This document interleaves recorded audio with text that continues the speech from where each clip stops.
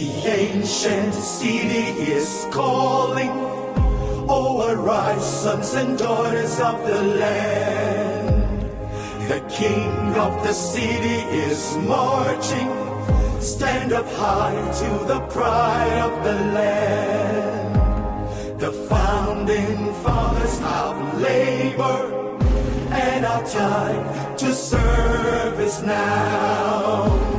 The glory of the new Edo nation will forever be our pride. Beautiful Edo, glorious Edo, you're the heartbeat of Nigeria.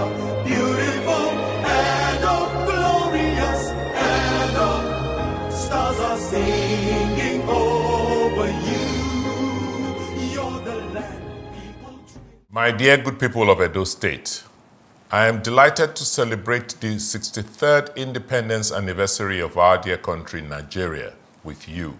As we reflect on the progress which we have made as a nation, it is important to pause and ponder on our collective journey as Edo people and as a nation. It is important for us to celebrate our achievements, acknowledge our challenges, and reaffirm our commitment towards ensuring a more united, progressive, and prosperous Nigeria. Ours is a story of courage, resilience, sacrifice, and the indomitable spirit of our people. Our founding fathers, who were driven by vision of a united and prosperous country, fought tirelessly to lay the foundations for our dear nation, liberating us from the shackles of colonialism and instituting our long march to nationhood and greatness. Although we have recorded many successes in the past 63 years, it is doubtful if we're where our founding fathers had anticipated. The last 2 decades in particular have seen us grapple with multiple challenges occasioned by economic, security, political, and ethnic tensions. However, our enduring faith and belief in the unity and progress of our country has endured, thus keeping us together as one nation. I must commend the dogged and indefatigable spirit of our people, who in the face of many daunting difficulties continue to slug it out daily to earn a living, especially in the midst of the current economic realities. As a government, we are aware of the dire and difficult economic and social challenges that you currently experience, which has inflicted hardship and suffering on you, especially the poor and vulnerable. We are taking critical steps within the limits of the resources available to us as a state by initiating and implementing policies and programs to respond to the recent fuel subsidy removal policy by the federal government. We have introduced free transport service for passengers on all routes operated by the state-owned Edo City Transport Limited, ECTS. This is among many other support programs that the state government has put in place to reduce the challenge, suffering, and exorbitant cost of living faced by Edo people as a result of the subsidy removal and its economic headwinds. We are glad with the impact of this initiative, which covers 13 intra-city routes and several intercity routes daily. Over 307,000 residents have benefited from this scheme in the first 2 weeks of the palliative program, while over 1.5 million residents are projected to benefit in the initial 2 months of this free transport initiative.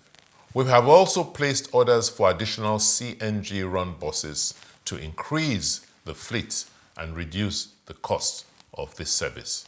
Your government has launched a 24-hour free Wi-Fi service in various ministries, departments, and agencies, MDAs, and other public spaces in the state to provide unlimited internet access to workers and other residents to enable them work effectively and efficiently from selected public spaces. We have begun reviewing the minimum wage of our workers which is currently 40,000 naira, the highest in Nigeria, with a view to increasing it as soon as the federal government revises the revenue allocation formula.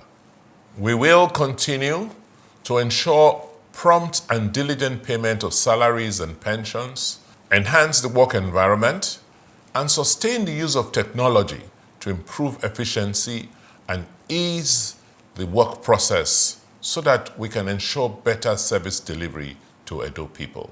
In the light of the changing structure of the Nigerian economy, we're doing our best to deliberately create the enabling environment for new businesses to thrive and to attract new investments into Edo State.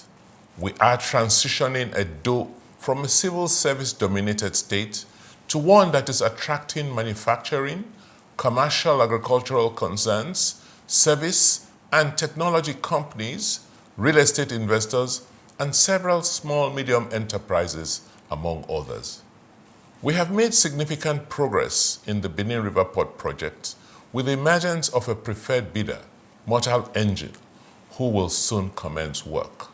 Your government has taken bold steps to transform Edo into an industrial hub with the successful establishment of 2 modular refineries that are currently refining crude oil.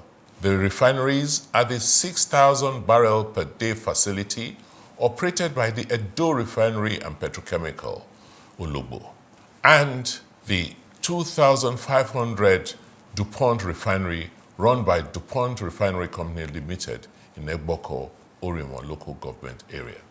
Benefiting from our government's business-friendly reforms, 2 ethanol plants have been established in Edo and at various stages of completion and are set to be commissioned before the end of our administration. The plants are the Green Hill ethanol plants, sited in Olugbo, Ikobauha, and the Dufil ethanol plants in the Ovia area of the state. We are also encouraging investments in the electricity sector to grow our economy. Apart from our investments in the Azura 450 megawatts plant and the support for the 95 megawatts Osiomo power projects, we have also passed a law setting up the Edo State Electricity Commission. The purpose of this law is to establish an independent electricity market in Edo State. It is expected that this will attract investors to generate and distribute electricity within Edo State, particularly to the underserved communities. In education, we are implementing the most ambitious reform in public education, which has been acknowledged by the World Bank and the World Economic Forum as novel in tackling learning poverty. Our healthcare reforms have ensured the running of vibrant health insurance scheme and the reform of our primary healthcare system to ensure affordable and efficient services that cuts out-of-pocket spending. Today, Edo is the most connected state digitally in Nigeria, and it operates the most digitized civil and public service in the country, with fiber optic internet cables running across all the 18 local government areas in the state.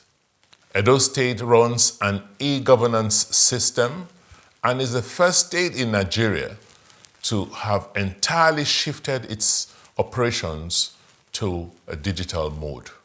As a government, we will continue to pursue bold and transformative reforms and programs to place our state on the path of sustainable economic development, while strengthening the foundations of our society by transforming our institutions, curbing corruption, reducing the leakages in public resources, and building the capacity of our people.